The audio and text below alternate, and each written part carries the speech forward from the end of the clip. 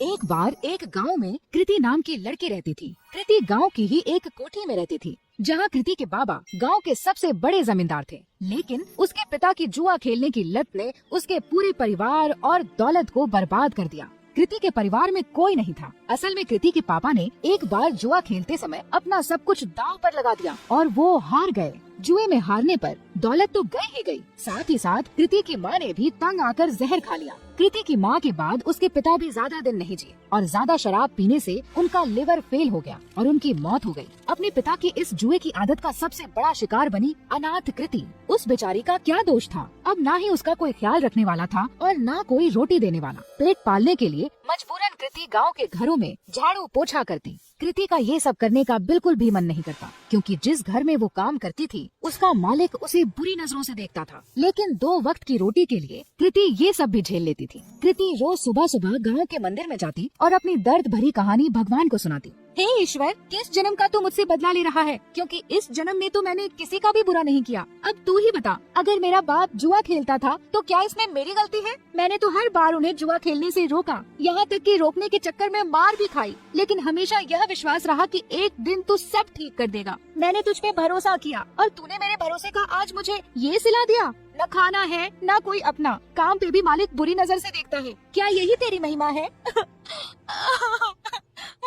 कृति की आंखों में आंसू भर आए और वो वहीं बैठकर फूट फूट कर रोने लगी। लेकिन कृति ने आंसू पोंछे और वहाँ से उठकर जाने लगी कि तभी उस मंदिर के बाहर एक बूढ़ा आदमी दिखा जो उसे घूर रहा था। कृति को लगा कि ऐसे ही कोई भिखारी होगा जो उसे रोता हुआ देखकर घूर रहा हो। कृति उस पर बिना ध्यान दिए वहाँ से तुरंत अपने घर चलती बनी। लेकिन अब तो उस बूढ़े आदमी की कृति को देखने की आदत पड़ गई थी। जब भी कृति मंदिर जाती और भगवान को अपनी आप बीती बताती, वो बूढ़ा वहीं खड़ा उसकी बातें सुनता और उसे घूरा करता, लेकिन कभी मंदिर के बाहर कृति का पीछा नहीं करता। कृति को लगा कि वो बेचारा भीख की आस में उसे देखा करता है। कृति के पास कोई बहुत ज्यादा पैसे नहीं थे, फिर भी वो दान पुण्य करने में बिल्कुल भी हिचकिचाती नहीं थी। एक दिन मंदिर के बाहर खड़ा वो बूढ़ा आदमी जब कृति को घूर रहा था तो कृति भगवान के पास जाने की बजाय उस बूढ़े के पास गई। बाबा जी, अगर पैसे चाहिए तो बेहिचक मांग लिया करो, ऐसे किसी और को घूरोगे तो वो गलत मतलब निकालेगा। काश बेटा, तेरे जैसा साफ दिल भगवान ने सबको दिया होता। कुछ दे दे बेटा।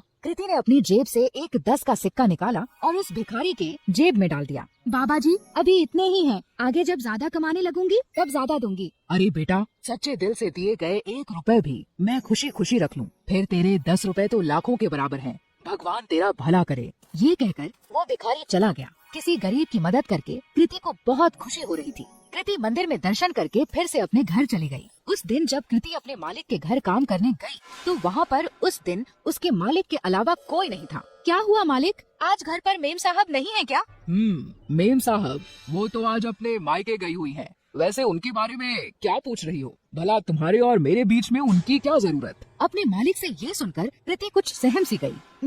मालिक, मैं जरा घर की साफ सफाई कर देती हूँ। ये कहकर कृति घर की साफ सफाई करने लगी। अपने मालिक के डर के मारे आज कृति ने जल्दी जल्दी सारा काम खत्म कर दिया। लेकिन काम करके जैसे ही कृति घर जाने के लिए दरवाजे की ओर बढ़ी, वैसे ही उसका मालिक दरवाजे के सामने आकर खड़ा हो गया। मालिक, दरवाजे से हट जाइए, मुझे घर जाना है। लेकिन मालिक अपनी जगह से टस से मस न हुआ और वहीं खड़ा रहा। मालिक, दरवाजे से हटिए। ये कहकर जैसे ही कृति ने मालिक को दरवाजे से हटाने की कोशिश की, वैसे ही मालिक ने कृति का हाथ पकड़ लिया। अरे ऐसे कैसे जाने दूं?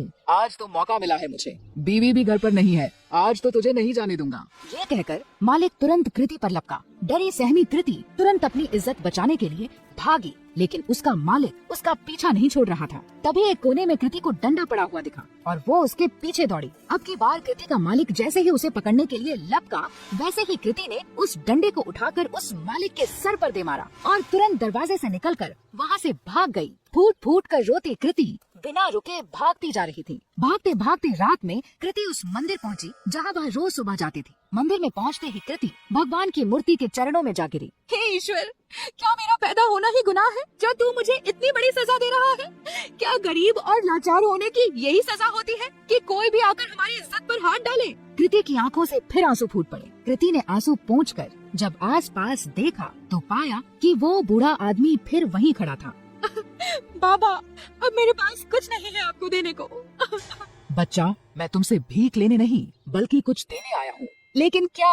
तेरी कोठी के पीछे वाले कमरे में एक जादुई खजाना है जो सही समय आने पर अपने आप तेरे हाथ में आ जाएगा। ग्रहों की दिशा बता रही है कि आज ही वो सही समय है। कृति पहले से ही परेशान थी और ये सब सुनकर उसे और गुस्सा आ गया। बाबा जी, आपने मेरा दिल बहलाने के लिए ये सब कहा, मुझे बहुत अच्छा लगा, लेकिन मुझे झूठ पसंद नहीं। ये कहकर कृति अपनी कोठी की ओर चल दी। उसे बार बार ये डर सताया जा रहा था कि अगर उसका मालिक बेहोशी से उठ गया तो उसे जिंदा नहीं छोड़ेगा। वहीं दूसरी ओर उसके दिमाग में उस बूढ़े भिखारी की भी बात चल रही थी। घर पहुँचते पहुँचते आसमान में बादल छा चुके थे और ऐसा लग रहा था कि मानो जैसे बहुत जोर की बारिश होने वाली है। कृति के कोठी में पहुँचने के कुछ देर बाद ही बारिश शुरू हो गई और बहुत जोर से पानी बरसने लगा। मूसलाधार बारिश के चलते कृति की पुरानी कोठी की छत से पानी टपकने लगा। आज तक कभी कृति ने इतनी तेज बरसात नहीं देखी थी। कृति जैसे ही छत की मरम्मत के लिए अपना छाता निकाल कर बाहर गई, वैसे ही उसका छाता तेज हवा में फट गया।